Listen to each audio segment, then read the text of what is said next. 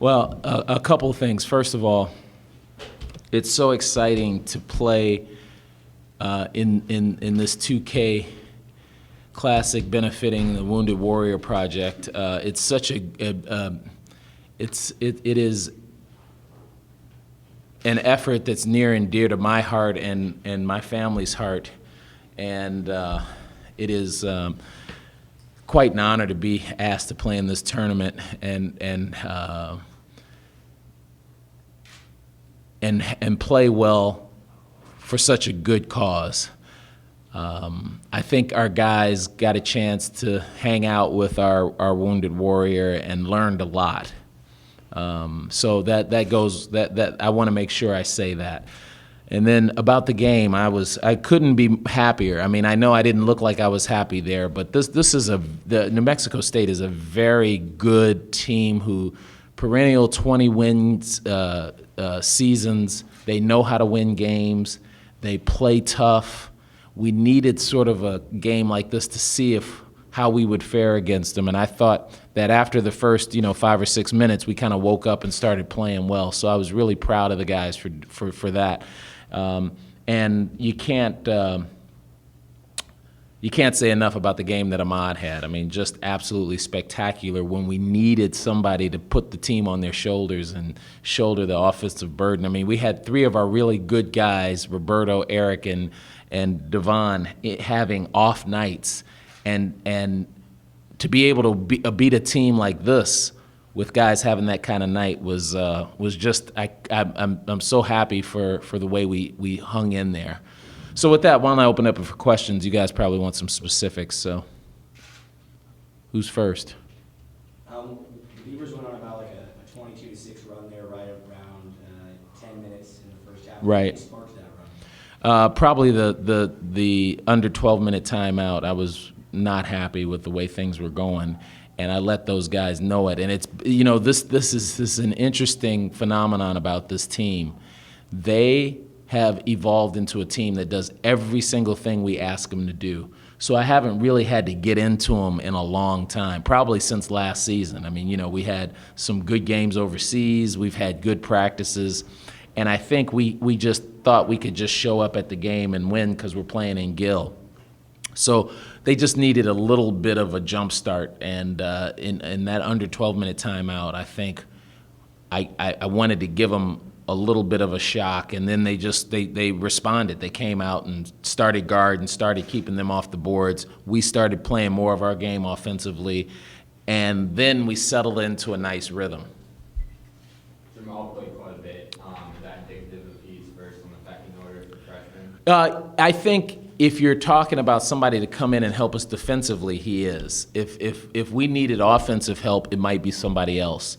It was really nice to see him be able to come in and give some of the seasoned guys a break when we got into all of that foul trouble. And you never know how a freshman's going to do in a game like this. This was a very physical game on national TV and against a team that's used to winning the games like this that they play. So it was very nice for him to have a great game. But I wouldn't say there's a pecking order. If we needed, if one of the guards had gotten into foul trouble, we might have put Langston or Vic in instead of Jamal.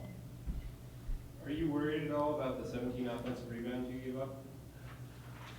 I would be if this team wasn't number 3 in the nation last year in rebounding. I'm not too. I thought our guys did a pretty darn good job of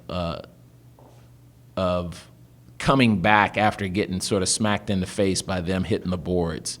So I'm not concerned yet. If this is something that turns into a habit, I would be concerned. But no, I think we, I was on the radio before I came down here trying to figure out if there was a time where we played guys who gangstered boards like that in the last year, and I don't think we have. So this was a good test for us. So I'm not going to panic yet. What kind of things can you work on to prevent, giving up, obviously this does have to do with offensive rebounds, but 19 second chance points for the other team? Yeah, well, it's offensive rebounds.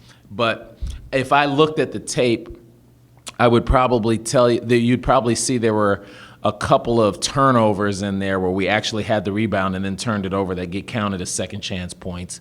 You know, I would tend to look at it a little differently, that you can give up 19 second chance points and still win by 9 points. I mean, you know, I look at the other points of emphasis that we've had this year. 4 more stops, which would take us 8 points below where we were giving up points last year. I think when we had 62, that's good.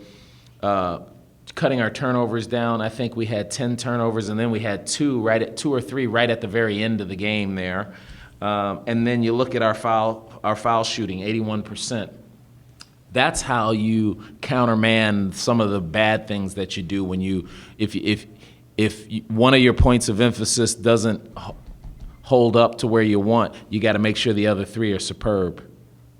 Everybody raves about Ahmad's offense, and rightfully so, but his defense, you feel like that goes a little bit unnoticed. He had 4 steals today, and I mean, the one play that stands out was when he hit that 3 and then picked the point guard at half court. Right. Well, you see, I mentioned this at the Pac-12 Media Day because I was asked what was going to be the toughest part about losing Jared, who's going to replace those points, and I said, the hard part's not going to be replacing the points. We have 5 or 6 guys who can eat up 18 points easily. It's finding a guy who can guard like Jared guarded on the ball. And someone asked me who would the likely candidate be, and I said Ahmad Starks. So this isn't a surprise to anybody who's been at practice every day and kind of knows how he's been doing. So that watching him guard those guards didn't surprise me at all. What surprised me was that he was extremely vocal for the quiet leader that we've come to know, and we need him to be that kind of vocal leader. On that one breakaway, he said he thought about dunking but didn't want to. Oh yeah, yeah. He didn't want to risk that. He was happy. Yeah, I'll comment on it. I'm glad he didn't risk it because I would have really been upset with him on that.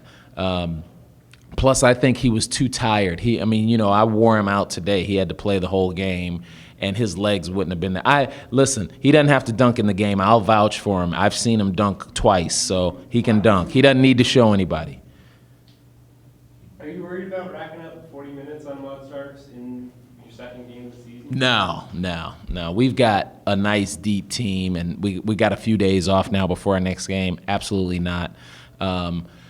Back in the day, before you guys had all these TV timeouts and stuff, we used to play on Friday night, Saturday night, and I played 40 minutes on Friday night, 40 minutes on Saturday night with no TV timeouts. Now I sound like one of those old players who's always talking about how hard things used to be. But with all the TV timeouts, they're sort of 90 seconds, and it's a real nice break for the players. So if we had to do it every single game, I'd be worried about it. But I don't suspect that we'll have to do this all the time. That's good. That it? All right. See you guys. Thank you. Yeah, thank you.